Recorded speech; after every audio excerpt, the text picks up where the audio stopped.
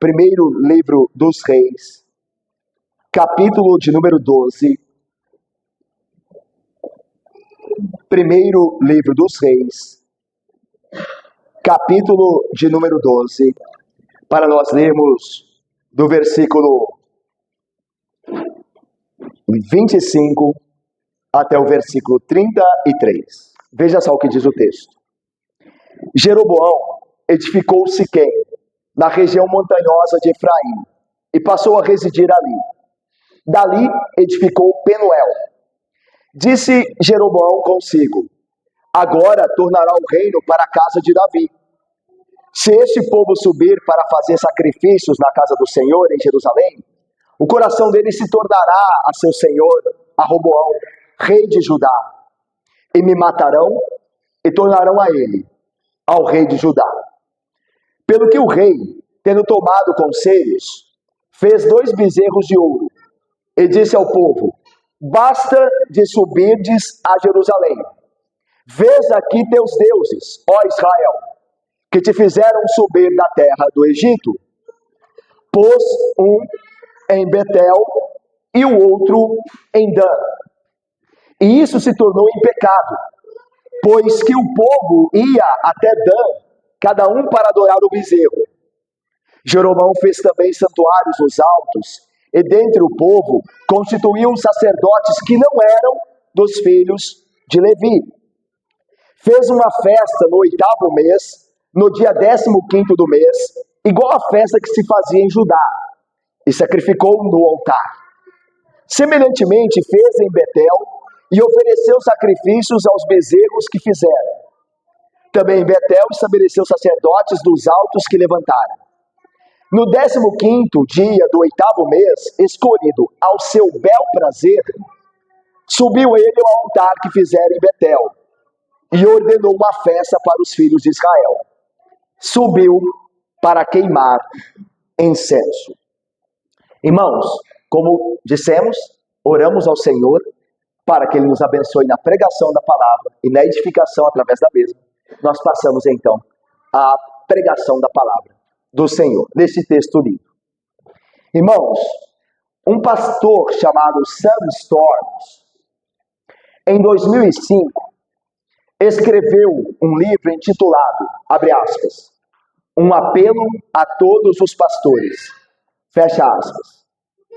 No livro, Storms, esse pastor, lamenta a negligência deplorável do ensino bíblico na igreja norte-americana. No livro, esse pastor Sam Storms diz que na América do Norte, dos Estados Unidos, há megas igrejas com um mini evangelho. Megas igrejas com um mini evangelho. Bom, essa realidade não está tão distante de nós. Storms relata no livro que durante algumas viagens que fez por todo o país, ele perguntou às pessoas quais eram os pontos fortes e fracos de suas igrejas. E a resposta típica, segundo Storms relata em seu livro, é a seguinte, abre aspas. Bem, nós temos um grande programa para jovens. Há bastante espaço para o estacionamento de nossos carros. Mas, honestamente, não me parece que o nosso pastor gasta muito tempo com a palavra de Deus. É verdade que ele lê uma passagem aqui e ali, mas nunca se aprofunda em seu significado. Tenho a impressão de que o pastor acredita que a palavra de Deus seja pouco relevante para nossas vidas hoje. Ele mostra, o pastor, alguns vídeos interessantes de filmes recentes e fala bastante de filosofia e de política. Mas as escrituras não exercem um papel significativo em nossos cultos. Aí continua o relato. Eu mesmo parei de trazer a Bíblia para a igreja. Eu nunca preciso muito dela. Fecha aspas. Irmãos, negligenciar a palavra de Deus em prol dos nossos próprios projetos é uma prática tão antiga quanto o Antigo Testamento. Uma das passagens que demonstra isso é essa passagem que nós lemos e que temos diante de nós. a história de como Jeroboão tinha a sua própria maneira de adorar a Deus. Quando vemos como Jeroboão se desviou da palavra de Deus e dos elementos do culto que ela estabelecera, nós reconhecemos também as nossas tendências pecaminosas em nosso próprio coração de nos afastar do verdadeiro culto devido a Deus. Vamos então ao texto. Ele nos mostrará como Jeroboão se inclinou para longe da palavra de Deus e passou a adorar como ele bem entendia. Versículo 25. Jeroboão edificou Siquém, na região montanhosa de Efraim, e passou a residir ali. Dali edificou Penuel. Penuel é Peniel também, ok? Irmãos, vocês estão lembrados então que agora o reino de Israel está dividido, Edmila, em dois reinos. Reino do norte, com capital agora, como diz o texto, em Siquém, e Reino do sul, com capital em Jerusalém. O Reino do norte possuía quantas tribos? 10. E o Reino do sul, quantas? 2. Eram as tribos do sul, Judá e Benjamim. Ok? Esse quadro que nós temos diante de nós agora e que irá nos acompanhar até o fim do segundo livro dos reis. O reino de Israel dividido. Não é mais um reino só. São duas casas agora. Jeroboão aqui é o primeiro rei do reino do norte. Reino de Israel das 10 tribos. Ok? Diz o texto que ele estabeleceu a capital em Siquém, porque ele ali construiu o seu palácio. Lembra que a casa de Davi também tinha o seu palácio na capital do reino, em Jerusalém. Então Jeroboão fez a mesma coisa. Ele também precisava de uma capital. Estabeleceu a sua casa, a sua residência real em Siquém e transformou assim Siquém na capital do reino do norte naquele momento. Só que diz o texto que ele fortificou Penuel. Onde ficava Penuel, diácono querido Luiz, meu irmão? Ficava na fronteira, perto do Jordão. Ele precisava fortalecer Penuel, as colunas e as muralhas de Penuel, para que não houvesse invasão. Então, ele, mesmo sabendo que Judá não os atacaria, lembra que Roboão, rei de Judá, quis levantar um exército, como nós vimos no último domingo, para atacar os seus irmãos do reino do norte, lembra-se? Aí Deus enviou o que a ele? Um profeta, lembra? Que disse a ele, você não se levantará contra os seus irmãos, você não vai guerrear contra eles, lembra-se? Então não houve guerra civil, certo? Mesmo assim, Jeroboão, rei do norte, ele fortaleceu Penuel, que ficava na região fronteiriça, nas fronteiras do seu reino. Porque ele, obviamente, foi ali, agiu com prudência, caso alguém atacasse. Ok? É isso que está dizendo o texto. Ele estava preocupado com o aspecto militar do seu reino. Vamos continuar. Versículo de número 26 nos mostra uma questão que Jeroboão levantou logo no início do seu reinado. Olha só o que ele diz aqui. Disse Jeroboão consigo, agora tornará o reino para a casa de Davi. E olha só como ele explica isso. Se este povo subir para fazer sacrifícios à casa do Senhor, em Jerusalém, o coração dele se tornará ao seu senhor, a Roboão, rei de Judá, e me matarão, e tornarão a ele, ao rei de Judá. Vamos lá, com calma. Querido Marcelo, Jeroboão se preocupou primeiramente com a questão bélica, militar, fortalecendo lá as regiões fronteiriças, como nós vimos aí, Peniel e Penuel. Agora, o que de fato preocupa Jeroboão é o fato de que os seus súditos do reino do norte podem acabar voltando o coração ao rei do sul, que é Roboão. Por quê? Porque em Jerusalém está o tabernáculo de adoração, o lugar instituído por Deus e aceito por Deus quando Salomão levantou ali o trono, ou melhor, o tabernáculo. Então, a capital da adoração era Jerusalém. Se a capital do reino do norte era Siquém, onde morava Jeroboão, a capital da adoração dos dois reinos ainda era Jerusalém, porque Deus havia estabelecido o seu templo lá, quando Salomão construiu. Então o que Jeroboão está pensando? Olha o que ele está pensando. Se eu não fizer algo rápido, se eu não estabelecer uma adoração aqui, o meu povo, os meus súditos aqui de Israel, das 10 tribos, vão continuar adorando lá em Jerusalém. E se eles continuarem indo lá, Roboão vai ganhar o coração deles. E eles vão começar a seguir Roboão e vão me matar aqui, para que o reino volte então para Roboão. Isso preocupa Jeroboão. Irmãos, essas palavras que Camila, Jeroboão e Linéia pensa aqui, nos versículos 26 e 27, mostram o tamanho da insegurança dele. Por quê? Irmãos, Roboão havia recebido de Deus a designação de que ele seria rei de 10 tribos. Lembra quando o profeta foi ter com ele e rasgou as vestes dele? Lembra? Dividiu em 12 pedaços e deu 10 a ele, dizendo, ó, você vai ficar com 10 tribos. Foi Deus que deu. Ele deveria ter confiado em Deus, Tiago. E descansado em Deus, que nada tiraria as 10 tribos dele, se ele vivesse crendo e obedecendo a Deus. Tanto que Deus diz a ele por meio do profeta Aías, se você me obedecer, eu farei de você, Jeroboão, casa estável. Me obedeça. Você tem que estar preocupado com isso, em me obedecer. Se você estiver preocupado em me obedecer, tudo dará certo. Ninguém vai tirar o que é seu. Preocupe-se em me obedecer. Mas não é isso que, Bruno, Jeroboão faz, meu irmão. Ele está preocupado com política. Ele está preocupado com a própria glória dele. E ele duvida da palavra de Deus. Deus prometeu que haveria de estabelecer-lo se ele fosse fiel a Deus. Só que ele não confiou na palavra de Deus. Ele falou assim, eu preciso fazer alguma coisa. Não basta obedecer só a Deus. Eu preciso fazer alguma coisa. Irmãos, aqui nós já aprendemos o seguinte, para a nossa vida. Devemos ver como esse fato aqui nos mostra a falta de fé de Jeroboão, e muitas vezes nossa, acerca das promessas da palavra de Deus. Deus havia prometido um reino estável a Jeroboão se esse o obedecesse. Falei disso, eu vou ler o texto. Olha o que Deus disse a Jeroboão. Tomar-te-ei e reinarás, Jeroboão, sobre tudo o que desejar a tua alma, e serás rei sobre Israel. Se ouvires tudo o que eu te ordenar, e andares nos meus caminhos, e fizeres o que é reto perante mim, guardando os meus estatutos e os meus mandamentos, como fez Davi, meu servo, eu serei contigo, Jeroboão, a promessa de Deus a ele. E te edificarei casa estável, vou dar a você um reino estável, ninguém vai tirar o reino de você.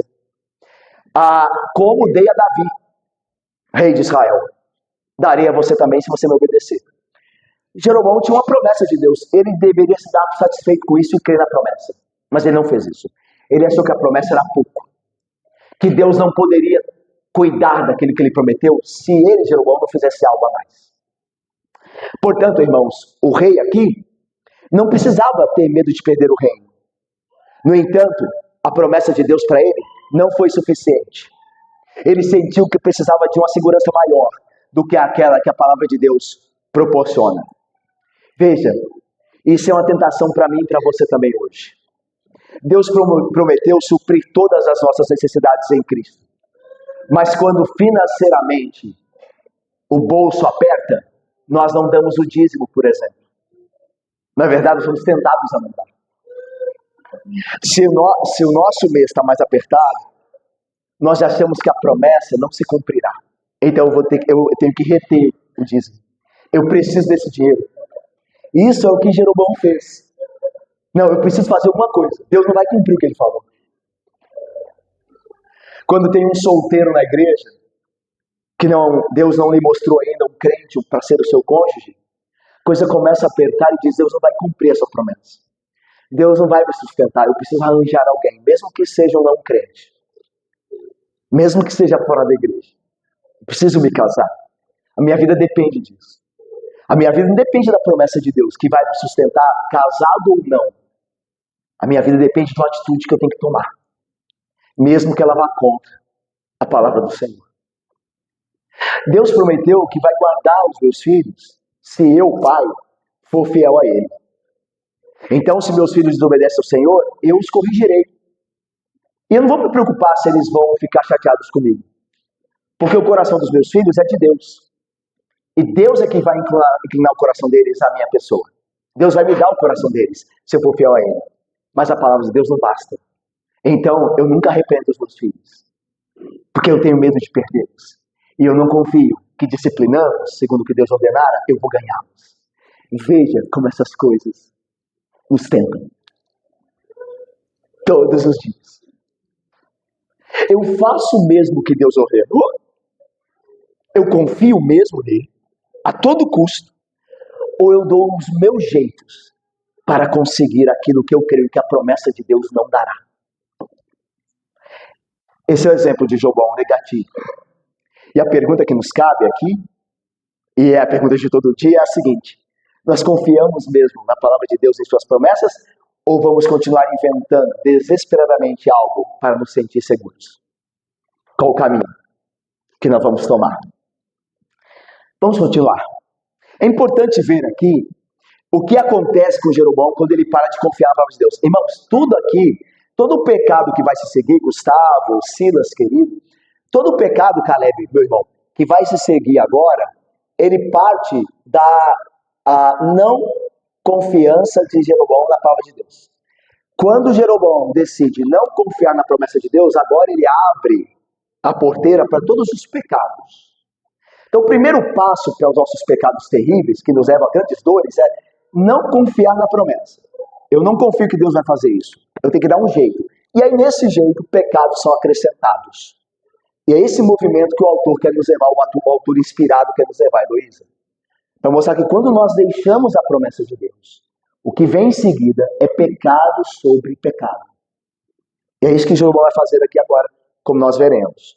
Jeroboão, irmãos, ele não buscou oração na parte de Deus. Ele seguiu as próprias inclinações do que ele achava, certo? E qual o problema disso? O problema é de nós ouvirmos nossa voz, ao invés da voz de Deus em sua palavra.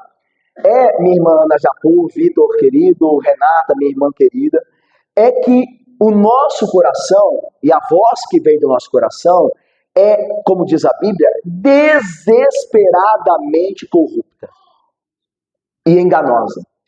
É o que diz Jeremias, é o que diz Deus por meio de Jeremias. Enganoso é o seu coração, homem, mais do que todas as coisas. Cuidado com o seu coração. E ele também é desesperadamente corrupto. O reformador Calvino descreveu essa verdade que Deus falou por meio de Isaías e fala, melhor, de Jeremias, e fala nós hoje também, dizendo que o nosso coração, o coração do homem, é uma fábrica perpétua de ídolos, de corrupção, de transgressão. Veja, querido diácono Gessé, diácono João Felipe, Mira, querida Natália, significa que tudo que nós sentimos no coração é ruim? Não necessariamente. Desde que aquilo que sentimos em nosso coração, Leandro, meu irmão querido, seja de acordo com a palavra de Deus. Então a ideia é de que nós devemos sondar nosso coração à luz da palavra. Não quer dizer que todo desejo nosso seja mau, certo? Ok? Não quer dizer que tudo que a gente sinta seja condenável, desde que tenha passado pelo crivo da palavra. Isso que eu estou sentindo é bom? Isso que eu estou sentindo é de acordo com o que Deus quer que eu sinta? Se é, continue sentindo isso. Continue, de fato, experimentando essas graças no seu coração, mas sempre à luz da palavra. Nunca confiar em seu coração por si só, porque por si só o seu coração é enganoso e desesperadamente corrupto. O seu e o meu. Então não confiemos, em última instância, em nosso coração. E o mundo diz é o diferente, né? Vocês estão cansados de ver aquele clichê, mas que as pessoas vivem mesmo, viu? Ouça a voz do coração. Aliás, tem uma música antiga em inglês, né? Os mais antigos, né? Que dizia, ouça o seu coração. E é justamente o que a Bíblia condena. É o oposto. Não ouça o seu coração. Ouça a palavra de Deus e confie nela, antes de dar ouvidos ao seu coração. Esse é um ponto importante. Mas veja como Jeroboão vai seguir o coração dele. Olha só o versículo 28 a 30. Vamos ver juntos? Vocês me ajudem aí, irmãos? Por favor, bem alto. Vejamos.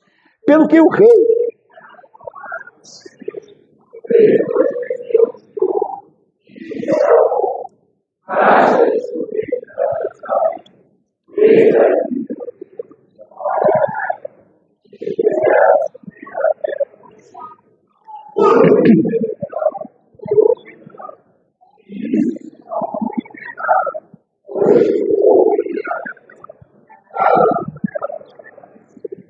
Irmãos, alguns pecados são engenhosos. Alguns pecados têm uma engenhosidade. E às vezes a gente reconhece isso. Nós vemos megas igrejas hoje pregando um evangelho falso, um evangelho pequeno, né? Mas a gente reconhece a engenhosidade delas. Alguns homens nasceram para serem empresários. O problema deles é que eles estão mexendo com a igreja de Cristo. Eles serão condenados por isso. Se eles estivessem em outra área, outra esfera de ação, de profissão, eles seriam bem-sucedidos. E não teriam problema nenhum com Deus. Mas porque eles fizeram da igreja uma empresa, eles terão. Mas isso não quer dizer que nós somos cegos para a engenhosidade deles. Como Jeroboão aqui é engenhoso do que ele promove. Vamos lá. Ele diz assim o texto. O rei, tomando conselhos, fez 2 bezerros de ouro. Ele disse ao povo, basta de subires a Jerusalém. Vocês não precisam mais subir. A ideia aqui talvez seja o seguinte.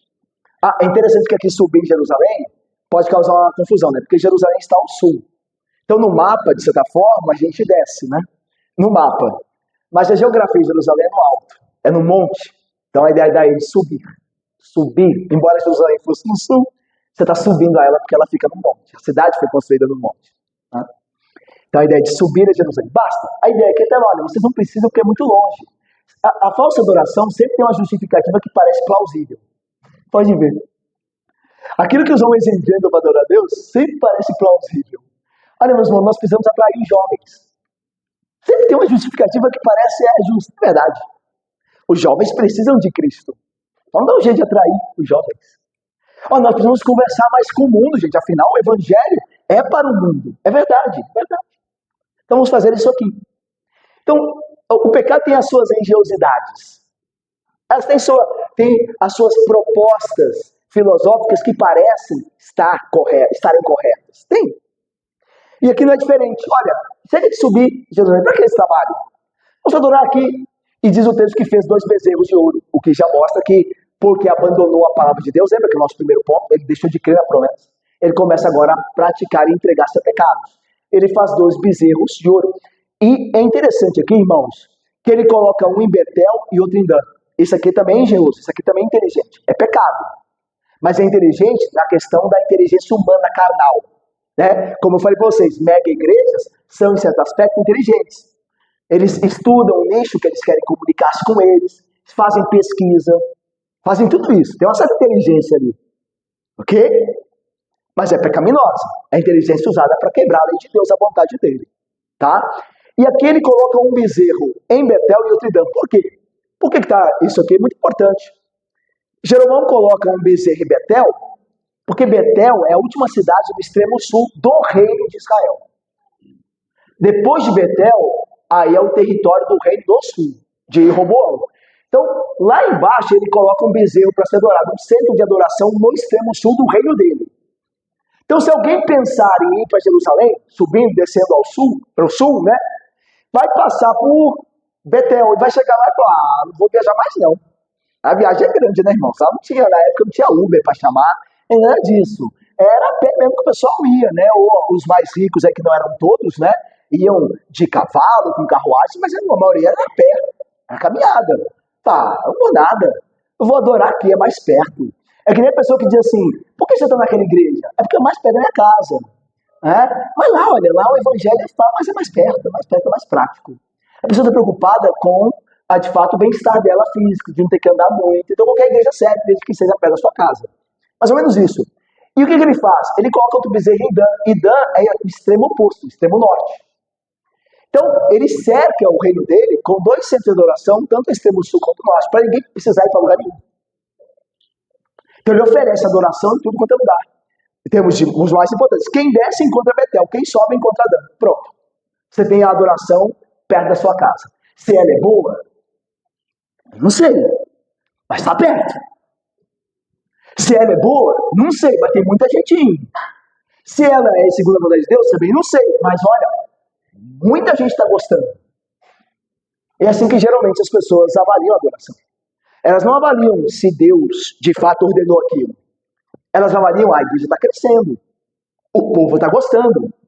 As pessoas saem de lá sentindo bem. Mas é de acordo com a palavra? Isso não importa. Importa que tem funcionado. É engenhoso. E é isso aqui que Jeroboão procurava nesse texto. E é interessante que o pecado dele não é um pecado antigo de Jeroboão, porque Arão fez a mesma coisa. Lembram-se do bezerro de ouro? Lá quando Israel está saindo do Egito, que Arão pega e faz uma imagem fundida de um bezerro banhado a ouro, e Arão diz as mesmas palavras que diz Jeroboão aqui. Olha as palavras de Arão, lá em Êxodo 32. São estes, ó Israel, os teus deuses que te tiraram da terra do Egito. As mesmas palavras de Jeroboão. Olha, Jeroboão, basta de subir a Jerusalém.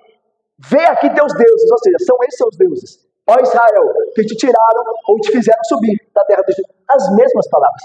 E notem o seguinte, que há aqui um sincretismo. Tem a quebra do mandamento em fazer imagem para ser adorada, mas ao mesmo tempo tem referência à obra de Deus de tirar do Egito. Porque quem tirou do Egito foi Deus que tirou. A ideia aqui, segundo alguns estudiosos, nós concordamos com eles, não quer dizer que a adoração de Jeroboão era grosseira, embora possa nos parecer. A ideia aqui é a seguinte, estão vendo esses bezerros? Eles representam Yahvé. A ideia é a seguinte, Jeroboão, como de Arão também foi assim. Esse bezerro não é um bezerro a quem nós estamos adorando. É uma imagem que representa o nosso Deus. Vamos adorar o nosso Deus por meio dessa imagem de bezerro.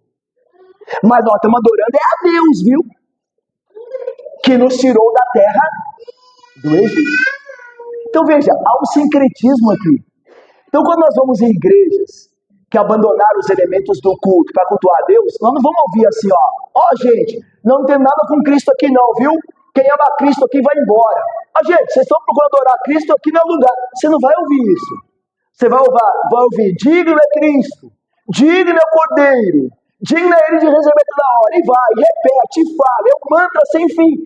E aí quando você olha ao redor, os elementos estão todos errados. Nenhum elemento daquele culto está prescrito na palavra. Mas eles estão falando, não, mas nós estamos adorando a Deus, viu? Isso parece justificar o que eles estão fazendo. É que nem, eu já falei disso aqui com vocês, né? É que nem quando as pessoas hoje estão se dando a ver filmes e séries que tem Jesus representado, achando que estão adorando a Deus. E há uma justificativa engenhosa para isso. Não, mas é a história de Jesus. Qual o problema? Mas Jesus não prescreveu essas coisas. Mas é a representação dele como homem. Irmãos, nós não separamos a natureza divina e humana de Cristo, senão nós temos metade de um Messias. Jesus é Deus homem. Quando eu faço uma imagem de Jesus, eu estou falando a imagem do Deus homem, e não farás imagem de Deus. Jesus não é apenas homem, não se divide isso. Não diz, vamos fazer uma imagem de Jesus, afinal ele era homem. Esse aqui é Jesus homem. Ele é Deus homem, as duas naturezas de uma só pessoa. Nós não dividimos essas coisas. E qual é a relação, a única relação que alguém pode ter com Cristo? Irmãos, a única relação que alguém pode ter com Cristo é de adoração. Ninguém pode se entreter com Cristo. Se eu vejo uma imagem de Cristo, eu tenho duas opções. Ou eu a adoro, ou eu estou me entretendo. Se eu adoro, eu estou pecando. Porque aquele ali não é o Cristo. Se eu me entreter, eu estou pecando. Porque Cristo não é entretenimento. Mas sempre há uma justificativa. De que é preciso, é lúdico, é docente. Então, e o povo de Israel não tinha imagem nenhuma. E os apóstolos não tinham imagem nenhuma. E convenhamos, né? Parece que o povo do Senhor, de gerações passadas, era mais crente do que o povo de hoje que se diz o Senhor. Sabia mais da lei do Senhor do que os que sabem hoje. Tem tantas imagens hoje, tanta mídia, tantos recursos. Parece que poucos sabem. E os nossos pais não tinham nada disso. Tinha apenas o livro. E o Espírito a conduzi-los. Então cuidado, irmãos. Deus não prescreveu essas coisas. Não acrescente elemento que Ele não falou para ter. Mesmo que tenha boas justificativas, aparentes boas justificativas. Isso é um ponto. E Jeroboão, ele vai por esse caminho. Ele é engenhoso, ele está acrescentando coisas que aborrecem a Deus, não foram ordenadas por ele. Mas são engenhosas, ok? Irmãos, aqui nós aprendemos que nós temos a inclinação de adorar falsos deuses. Um teólogo, olha a pergunta que um teólogo fez certa feita. E eu achei ela muito interessante, coloquei aqui. Certo teólogo perguntou: o que seria mais fácil para a maioria de nós? Passar uma semana inteira sem oração ou sem o uso de mídias sociais? O que a gente sentiria mais? Ficar uma semana sem orar ou sem estar lá no smartphone, no notebook, lá navegando nas mídias sociais, no Instagram? O que nós sentiríamos mais? Isso diz muito da nossa inclinação, do nosso ídolo. Se você e eu passamos uma semana sem orar, a gente não sente falta, porque o nosso coração não está no Senhor. Agora, se você passa 2 dias, 3 dias sem ver as mídias sociais, ele já está assim que não se aguenta. Então, ali está o teu tesouro. Essas coisas a gente geralmente não gosta muito de perceber, né? Mas elas são fáceis de perceber. Ai de nós e nossa cegueira, né? Deus nos ilumine em Cristo. Mas elas são fáceis de perceber onde está o coração de alguém. É tão difícil, não? Às vezes a gente não quer ver. É tão difícil. Deus nos ajude a ver nosso coração onde está e daqueles que nos cercam também. Mas, meus irmãos, nós podemos não adorar uma vaca de ouro, é verdade. Mas nós passamos horas diante do smartphone, no Instagram, no Facebook, dizendo essas coisas, essas mídias, que constantemente nós devemos amar o mundo, a glória do mundo. E nós sentimos bem ali, navegando e aprendendo sobre essas coisas. E não temos disposição de amar a Cristo ou servir no reino de Deus. Irmãos, no que diz respeito ao culto público, as pessoas continuam usando os mesmos argumentos que Jeroboão usou para justificar a idolatria dele. Um apelo à diversidade religiosa, né? Já viram? Por que a gente tem que adorar tudo igual? Por quê? Vocês presbiterianos reformados são donos da verdade? Por que a gente tem que ir em Jerusalém? Deus não é onipresente? Lembram-se que Deus havia estabelecido Jerusalém como local da sua glória repousar, lembra? Nós vimos quando Salomão dedicou o tempo ao Senhor, o que acontece? Vocês lembram? A glória do Senhor desceu sobre o templo. Lembra-se? Encheu de Maria, e é que Deus aceitou aquele lugar como local da sua morada. Então, se alguém queria adorar a Deus, ia a Jerusalém. Porque lá o Senhor estava, a habitação do Senhor. Mas o argumento é, por que tem que ser lá? Você não sabe como é difícil as pessoas saírem daqui para ir lá, o tanto que elas gastam, os seus recursos, a dificuldade que é se locomover para alguns, por que não pode ser aqui? Nós temos as mesmas coisas hoje. Por que tem que ser desse jeito? Por que Deus só aceita essa adoração? Vocês são melhores do que nós? Diriam alguns. E a questão não é de ser melhor, irmãos, ou pior. A questão é de fazer aquilo que Deus prescreveu. Aquilo que tem respaldo bíblico. Essa é a questão. Há um apelo, por exemplo, à cronologia, né? Está muito arcaico. Esse tipo de culto é muito arcaico. Vamos introduzir coisas novas no culto. Nós falamos a uma geração nova. Pessoas estão cansadas de se colocar diante de um pregador que fica ali 1 hora e 10 minutos falando só ele. As pessoas querem conversar, elas querem falar das suas coisas. Talvez um recurso visual poderia ajudar, um vídeo, um filme, e depois a gente debateria aqui sobre o filme. Para que o púlpito, irmãos? Para que esse púlpito aqui? Isso aqui é muito autoritário. Uma pessoa falando de cima aos outros aqui, isso é muito autoritário. Vamos pegar alguns sofazinhos aqui, vamos sentar na rodinha. Vamos mudar isso aqui é muito agressivo. As pessoas no nosso século não querem essas coisas. Você ouve isso? Há um apelo à conveniência, como vimos. E tudo isso, irmãos, tende a nos desviar da vontade do Senhor. Irmãos, eu falei do púlpito, né? Por que o púlpito é como é? Por que de cima para baixo? Para nos trazer a ideia, irmãos, de que a palavra que é pregada é a palavra do Deus que está nos céus e tem autoridade sobre nós. Então, há um aspecto aqui permitido. E lembram-se que quando Neemias restaurou o culto, lembram-se? Neemias e Esdras, lá havia um púlpito. Foi construído um púlpito de onde a palavra de Deus era ensinada. Porque isso traz a nós uma ideia de autoridade, algo que está vindo de cima para baixo. É Deus falando. Deus não conversa conosco. Deus não pede opinião para nós. Ele fala a sua palavra. É por isso que o sermão não é dialogal nesse sentido.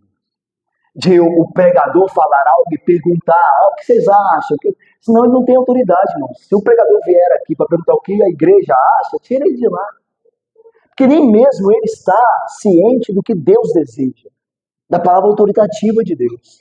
A palavra que não muda, que não passa, que não cai. Então tudo isso transmite a ideia daquilo que de fato é a palavra do Senhor. Cheia de autoridade. A palavra que vem do céu a nós, aqui na terra. Tem um porquê de ser assim.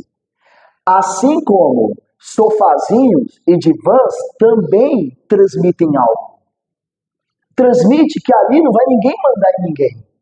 Que todo mundo tem opinião igual. Escolha a sua e viva da maneira que você bem quiser. Você já viu, meus irmãos, como é que estão hoje os cultos e os canais, muitos canais no YouTube? É sempre, todo mundo está certo. Ela tem alguém que se auto-intitulou teólogo lá, que nenhuma igreja colocou autoridade sobre ele, não teve nenhuma imposição de mão sobre ele, mas ele abriu um canal e agora ele é teólogo. Ele decidiu ser. Mas não tem nenhuma igreja por trás dele. Ele não passou por anos de estudo, nem foi observado a sua licenciatura por um conselho de pastor, nada disso. Ele abriu um canal, estudou um pouquinho e agora ele é teólogo. E ele leva todo tipo de gente lá e está todo mundo certo. Não está ninguém errado. Não, isso é interessante. Eu contradiz o outro lá, mas também é interessante. Não, tem esse aspecto aqui interessante. E aí todo mundo vai para casa no final, por assim dizer, com o que lhe agrada, como você quer, a sua religião, como a de Jeroboão. Eu faço e creio no que eu quero. A internet tem sido bênção em muitos aspectos para o reino de Deus, mas também há muitas ameaças e perigos lá. Porque eu posso criar minha própria religião.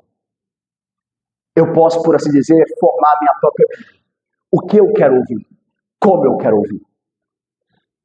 Isso é uma ameaça. Isso tem muito do espírito de Jeroboão. Por mais que as pessoas tenham boas intenções, elas podem falhar, levar-nos à corrupção daquilo que é a vontade de Deus. Meus irmãos, eu vou terminar aqui. Nós vamos caminhar agora para o final do texto. Versículos 31 e 32. Vamos ler juntos? De 31 a 33 nós terminamos? Leiamos. Jeroboão fez também...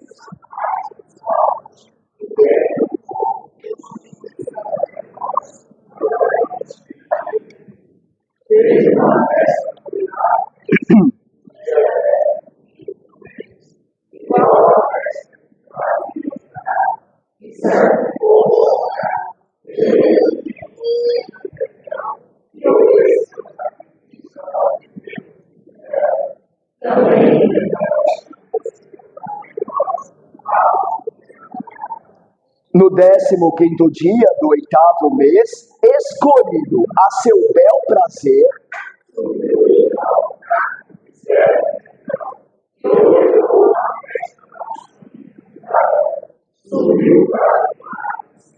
caminhando aqui para o fim do nosso sermão, vocês percebem que em nenhum momento Jeroboão orando a Deus, perguntando o que Deus queria para o seu culto.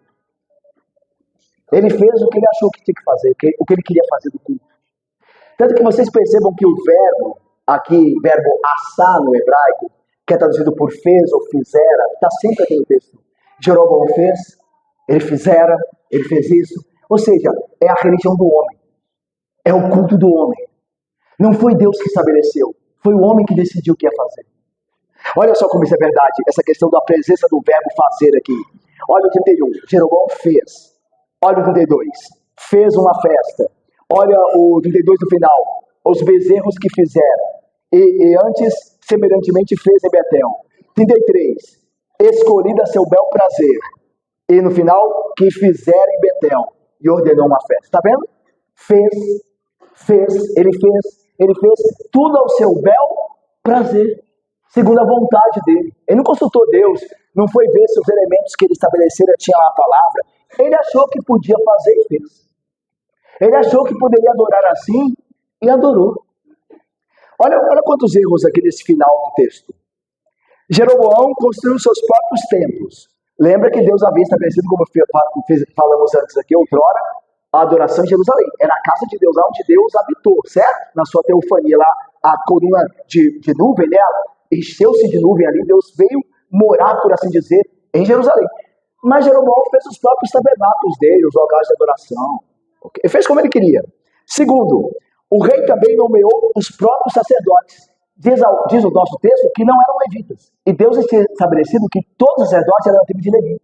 Só que Jeroboão não fez como Deus havia, fez como ele queria. Eu quero que não seja, eu quero que seja quem eu quero. E pronto, e foi, na visão dele. Jeroboão, diz aqui, seguiu seu próprio calendário litúrgico. Veja só, quando diz o texto aí, que no versículo 33, no 15º do dia, no 15º dia do 8º mês, escolhido a seu bel prazer. O dia 15 do 8º mês do calendário litúrgico de Israel era comemorado a festa dos tabernáculos. O dia 15 do 7º mês. Ele mudou para o 8º mês. Ele fez isso baseado em quê? Na vontade dele. Deus havia estabelecido adorar no dia 15 do 7º mês. Ele pegou a festa que fazia em Judá, como diz o texto, semelhante a essa festa, só que mudou a data, mudou o dia e o mês. Ele fez isso ao bel prazer dele. Então veja, ele está adorando a Deus como ele acha que deve ser adorado. E não como Deus prescreve em sua palavra. Meus irmãos, ele fez como lhe agradava. O texto diz claro isso, né? No versículo 33. Escolhido a seu bel prazer. É por isso que a gente é muito, a nossa inclinação é nós cultuarmos e nos procurar a igreja que nos agrada. E veja, não há problema quando a sua igreja te agrada. Aliás, que Deus queira que o culto que prestamos aqui a Deus agrade a todos nós aqui. Nós sejamos satisfeitos, de alegre coração, Senhor, adorando como adoramos. Mas isso não é o fundamento primeiro. O fundamento primeiro é, Deus quer um culto assim? Então daremos o que Ele quer. E que nosso coração se agrade de oferecer o que Ele deseja.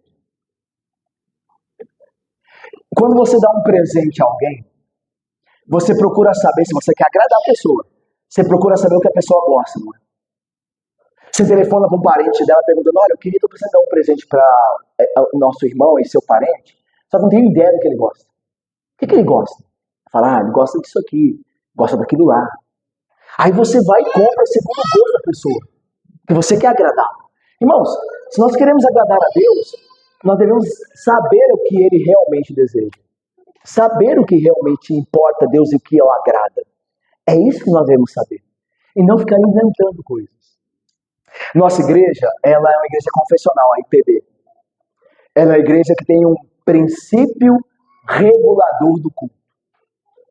Esses dias teve uma polêmica na nossa igreja, né? Não vou entrar nela aqui. De uma confusão aí que disseram que a igreja do Brasil não tem um princípio regulador do culto. A gente espera que a pessoa que falou tenha se enganado acerca disso. Porque ela tem. Ela tem. Nós somos confessionais. E a confissão de fé diz assim, olha. O modo aceitável de adorar a Deus é instituído por Ele mesmo. E tão limitado pela sua vontade revelada. É instituído por Deus e limitado por Ele em sua palavra. De modo que não deve Deus ser adorado segundo as imaginações e invenções dos homens, ou sugestões de Satanás, nem sob qualquer representação visível, ou de qualquer outro modo não prescrito nas Sagradas Escrituras. Está no capítulo 21 da Confissão de Fé, acerca do culto religioso do domingo. Esse é o parágrafo primeiro. Então nós somos confessionais. Nós cremos que a confissão de fé é uma expressão bíblica mais próxima da Bíblia, da nossa fé. Então nós cremos que Deus instituiu o modo de adorá-lo na Bíblia e limitou esse modo. De forma que não há lugar para invenções nossas, mas somente para aquilo que Deus prescreveu. Eu termino, irmãos.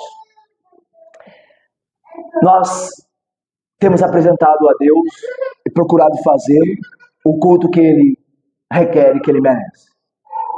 Você deve orar a Deus, eu termino assim. Você, membro dessa igreja, deve adorar a Deus, agradecendo a Deus, se você tem entendido. Se você tem entendido que nesta igreja, pela graça de Deus e pela graça apenas, Tenha adorado a Deus segundo a sua palavra. Porque, meus irmãos, esse infelizmente não é um privilégio de todos hoje em dia. Muitas pessoas estão sendo enganadas, adorando a Deus de um jeito que Deus não ordenou. E elas até são sinceras nisso. Mas não adianta ser nada sincero no erro.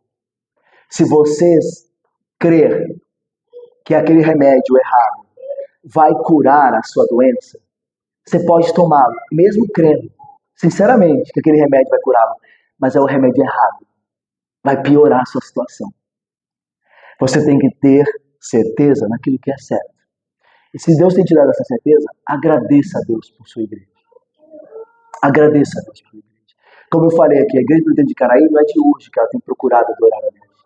Quando nós chegamos aqui, pela graça e providência divina, nós já pegamos uma igreja fiel a Ele em termos de culto, de elementos de culto. Nós temos procurado manter essas coisas, pelo poder e graça de Deus que opera por meio de nós. Mas nós recebemos uma boa tradição, uma tradição bíblica. E nós temos lutado, segundo a graça de Deus, para preservá-la assim, para agradar a Deus, aquele que é cultuado, nos serviços que nós prestamos aqui. Agradeça a Deus por sua igreja. Valorize o culto da sua igreja. Tem muita gente que estão em cidades que não tem uma igreja boa para cultuar Deus. E lamentam por isso. Se você acredita que tem, valorize o culto da sua igreja. Eu dou graças a Deus por vocês, irmãos. Eu dou graças a Deus por vocês. Vocês têm se mostrado fiéis a Deus pela graça dele. Vocês têm estado no culto ao Senhor, de manhã e à noite. Eu dou graças a Deus por vocês, irmãos. Eu dou graças a Deus por vocês. Peçamos a Deus que nos mantenha assim. Peçamos a Deus pelas igrejas que estão ao nosso redor, para que elas também cultuem a Deus do modo aceitável, que Ele mesmo estabeleceu, para que a glória dele seja realçada e o povo dele seja verdadeiramente abençoado. Que Deus nos abençoe. Amém.